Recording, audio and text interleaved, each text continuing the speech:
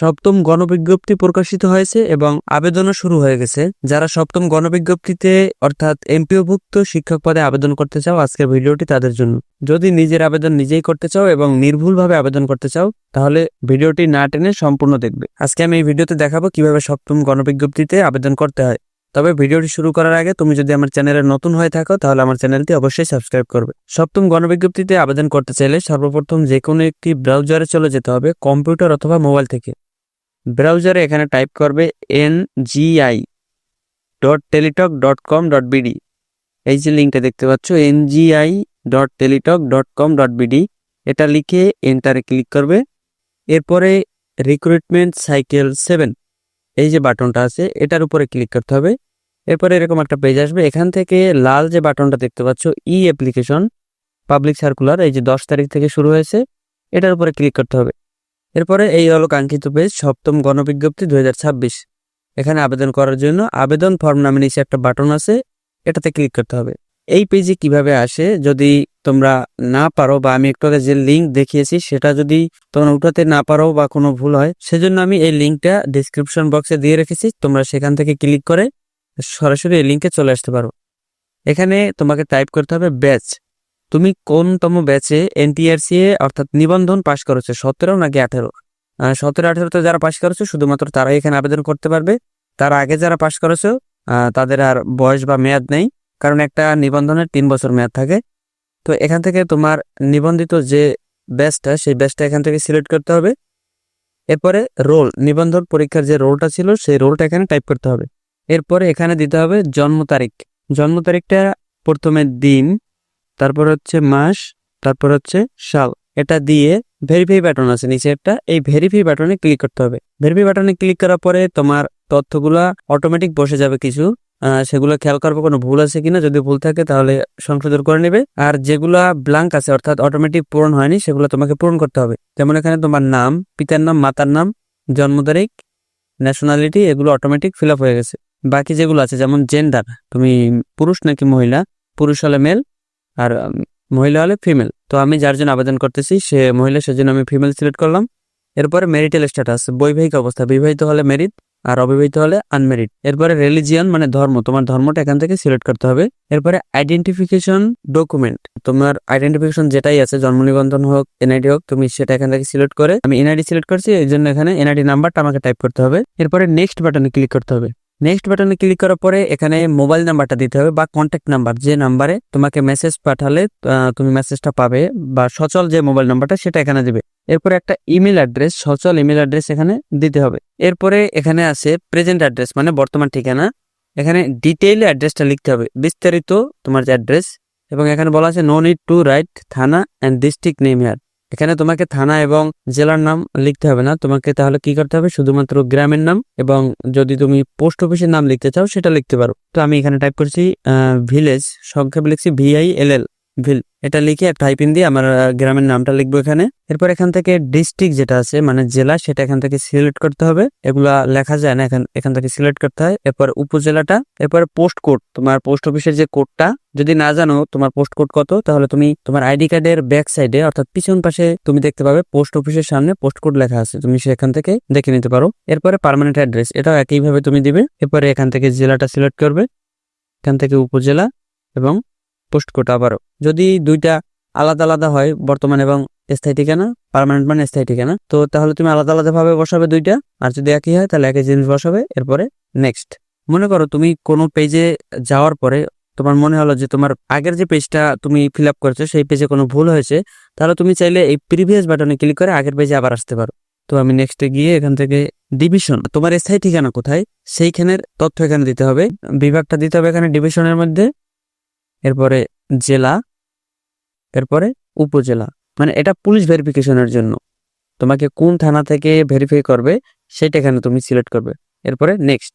এরপরে এখানে তোমার নিবন্ধনকৃত যে সাবজেক্ট বা বিষয়টা সেটা এখানে অটোমেটিক দেখা যাবে তুমি কোন বিষয়ের উপর নিবন্ধন করেছো। আমি যার জন্য আবেদন করতেছি সে বাংলার উপরে নিবন্ধন করেছে, এই জন্য এখানে দেখা যাচ্ছে অ্যাপ্লিক্যান্ট সাবজেক্ট বেঙ্গলি। এখন হচ্ছে সব থেকে ইম্পর্টেন্ট যেটা, তুমি কোন কোন ইনস্টিটিউট বা কোন কোন প্রতিষ্ঠানের জন্য আবেদন করবে। তো এখানে DME যেটা আছে এটা হচ্ছে মাদ্রাসা, DSHE এটা হচ্ছে মাধ্যমিক ও উচ্চ শিক্ষা বোর্ড। তো তুমি যদি মাদ্রাসা করতে চাও তাহলে ডিএমই সিলেক্ট করবে, হাই স্কুল বা কলেজে করতে চাও তাহলে ডিএসএসসি যেটা আছে এটা সিলেক্ট করবে। এরপরে কোন লেভেল করবে, যদি তুমি নিম্ন মাধ্যমিকে করতে চাও যেমন জুনিয়র সেকেন্ডারি যেটা, তাহলে এটা 6 to 8 যে স্কুলে পড়ায় এটা সিলেক্ট করবে। এরপরে সেকেন্ডারি আছে 6 to 10 যারা পড়ায়। এরপরে হায়ার সেকেন্ডারি আছে 6 to 12 মানে কলেজ পর্যন্ত যেখানে আছে। এরপরে নিচে মাদ্রাসা আছে। তো আমি সেকেন্ডারি স্কুলের জন্য করবো এখানে 6 to 10। এবারে কোন পদের জন্য, অ্যাসিস্ট্যান্ট টিচার নিবে এখান থেকে। এরপরে কোন পোস্টে করবে তুমি, ক্যাটাগরিটা কি হবে, জেনারেল নাকি টেকনিক্যাল নাকি মাদ্রাসা, আমি জেনারেল দিলাম এখান থেকে। এরপরে কোন জেলায় তুমি আবেদন করবে, আমি আমার নিজের জেলাটা দিলাম। এরপরে থানাটা দিবে। এখানে যদি এইটা সার্চ করো তাহলে এই জেলার এই থানায় যতগুলা অ্যাভেলেবল পদ আছে বা তোমার সাবজেক্টের জন্য কোন কোন প্রতিষ্ঠানে পদ খালি আছে সেই প্রতিষ্ঠানগুলো এখানে দেখা যাবে। তুমি এখান থেকে যেই প্রতিষ্ঠানে আবেদন করতে চাও সেটার উপর একটা ক্লিক করবে, তাহলে দেখবে সামনে একটা টিক মার্ক, এখানে টিক মার্ক উঠছে মানে তুমি এটাই আবেদন করতে চাও। যদি তুমি সবগুলো আবেদন করতে চাও তাহলে সবগুলো টিক মার্ক দিবে, যদি একটা করো একটাই দিবে, যদি কোনোটাই এখানে তোমার পছন্দ না হয় তাহলে তুমি কোনোটাই দেওয়ার দরকার নেই। এরপরে তুমি যদি অন্য কোনো থানায় করতে চাও, যেমন পাশাপাশি আমি অন্য একটা থানায় করব, তাহলে সেই থানা সিলেক্ট করে যদি আমি সার্চ করি সেখান থেকে আমি আরো কয়েকটা প্রতিষ্ঠান দেখতে পাবো যেগুলো পদ খালি আছে, সেখান থেকেও আমি চাইলে এখানে টিক মার্ক দিতে পারবো। এরকম কয়েকটা টিক মার্ক দেওয়ার পরে নেক্সট বাটনে ক্লিক করতে হবে। তো আমি যতগুলো টিক মার্ক দিয়েছি টোটাল 6টা, এই 6টাই এখানে দেখা যাচ্ছে এবং এখানে কিছু তোমার নির্দেশনা দেওয়া আছে, এগুলো তুমি অবশ্যই ভালোভাবে পড়ে নিবে। এরপরে যদি তুমি চাও আরো বেশি আবেদন করতে তাহলে আরো বেশি আবেদন করতে পারো এই প্রিভিয়াস বাটনে গিয়ে। আর যদি যে চাও না আমি আর বাড়াবো না তাহলে যেটা করেছো ঠিক আছে, এরপরে নেক্সট বাটনে ক্লিক করতে হবে। এরপর এখানে বলা আছে পূর্ববর্তী ধাপে পছন্দকৃত পদসমূহে যদি আপনি প্রাথমিক সুপারিশের জন্য নির্বাচিত না হন তাহলে এনটিআরসি কর্তৃপক্ষ বাংলাদেশের যে কোনো প্রান্তের শিক্ষা প্রতিষ্ঠানে মেধা ও জ্যেষ্ঠতার ভিত্তিতে আপনার জন্য প্রযোজ্য শূন্য পদ প্রার্থী সাপেক্ষে প্রাথমিকের সুপারিশের জন্য মনোনীত করতে পারে। মানে তুমি যে প্রতিষ্ঠানে আবেদন করেছো বা যত প্রতিষ্ঠানে আবেদন করেছো সেগুলোর কোনোটাই যদি তোমাকে নির্বাচন না করা হয় এর বাইরেও তোমাকে নির্বাচিত করতে পারে। তুমি আবেদন করো না এমন একটি প্রতিষ্ঠানও তোমাকে নির্বাচন করতে পারে। সেটা হবে তোমার মেধার উপর ডিপেন্ড করে, তোমার জ্যেষ্ঠতার উপর ডিপেন্ড করে। যদি সেটাই তুমি রাজি থাকো তাহলে ইয়েস আই এগ্রি দিবে। আর যদি না আমি আমার পছন্দের বাইরে বা আমি যতগুলো নির্বাচন করেছি যতগুলো প্রতিষ্ঠান তার বাইরে আমি চাকরি করতে চাই না তাহলে তুমি নো আই ডোন্ট এগ্রি এটা দিবে। আমি ইয়েস দিলাম। যদি তুমি ইয়েস দাও পছন্দের তালিকায় প্রথম তুমি কোনটা রাখতে চাও, জেনারেল, তারপরে তুমি কোনটা রাখতে চাও, তুমি চাইলে জেনারেল সবগুলো রাখতে পারো কিংবা টেকনিক্যাল সবগুলো রাখতে পারো, আবার চাইলে মাদ্রাসাও সবগুলো রাখতে পারো, এটা তোমার ব্যক্তিগত বিষয়। আমি প্রথমে জেনারেল রাখলাম, আমি সবগুলো জেনারেল দেবো, এই জন্য আমি সবগুলোই জেনারেল সিলেক্ট করে নেক্সট বাটনে ক্লিক করব। এরপরে এখানে তোমাকে একটা ছবি আপলোড করতে হবে, তোমার নিজের ছবি, যেটা হবে 300 পিক্সেল। 300 পিক্সেল ছবি কিভাবে ক্রপ করতে হয় বা কিভাবে সাইজ করতে হয় যদি না জানো, ইউটিউবে এরকম অনেক ভিডিও আছে, সেগুলো দেখে তুমি সাইজ করে নিতে পারো। তারপরেও যদি তুমি না পারো তাহলে আমাকে কমেন্ট করে জানাবে, আমি এটা নিয়ে অন্য একটা ভিডিও তৈরি করব। এরপর একইভাবে সিগনেচার একটা আপলোড করতে হবে যেটা হবে 300x80 পিক্সেল।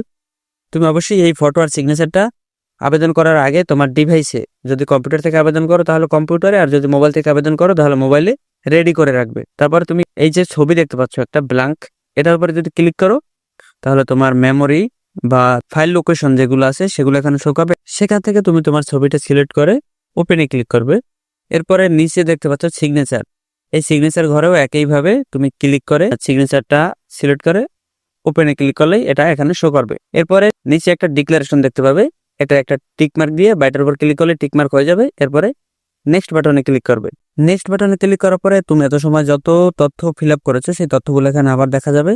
তুমি সবগুলো ভালোভাবে চেক করে নেবে কোথাও কোনো ভুল আছে কিনা। ভুল থাকলে তুমি নিচে গিয়ে প্রিভিয়াসে গিয়ে যে পেজে ভুল আছে সেই পেজ সংশোধন করে নেবে। আর যদি দেখো না সবকিছু ঠিক আছে তাহলে তুমি সাবমিট বাটনে ক্লিক করবে। সাবমিট বাটনে ক্লিক করলে কোনো প্রকার তথ্য আর পরিবর্তন বা পরিমার্জন করা যাবে না। সাবমিট দেওয়ার আগে তথ্যগুলা বারবার দেখে নেবে, ভালোভাবে দেখে নেবে। এরপরে সাবমিট দেওয়ার পরে একটা আবেদন কপি শো করবে এবং নিচে একটা ইউজার আইডি থাকবে। তো তোমরা আবেদন কপিটা ডাউনলোড করে রাখবে এবং নিচে যে ইউজার আইডিটা থাকবে সেই ইউজার আইডিটার মাধ্যমে তোমাকে পেমেন্ট করতে হবে একটা টেলিটক সিমের মাধ্যমে। কারণ তোমার আবেদন কপিতে দেখা যাবে আনপেইড লেখা, লাল অক্ষরে বড় করে লেখা থাকবে আনপেইড। তো তুমি যদি পে করতে চাও তাহলে তুমি একটা টেলিটক সিমের মেসেজ অপশনে গিয়ে লিখবে NGI, বড় হাতের NGI লিখে একটা স্পেস দিবে। এরপরে তোমার যে ইউজার আইডিটা দেখা যাবে নিচে ওই ইউজার আইডিটা লিখবে। আমি আবার বলছি NGI ক্যাপিটাল লেটার মানে বড় হাত, এটা পরপর লিখে তারপর একটা স্পেস দিয়ে ইউজার আইডিটা লিখবে তোমরা।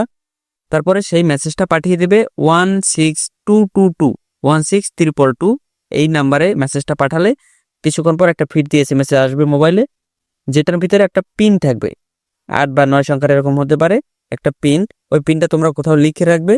তারপরে আবার মেসেজ অপশনে গিয়ে লিখবে NGI একটা স্পেস দিয়ে YES লিখে আবার একটা স্পেস দিয়ে ওই যে ফিরতি মেসেজে যে পিনকোডটা আসবে ওই পিনকোডটা লিখে আবারও 16322 পাঠিয়ে দিতে হবে। পাঠিয়ে দিলেই পেমেন্ট কমপ্লিট। তো আজকে ভিডিওটি এই পর্যন্তই।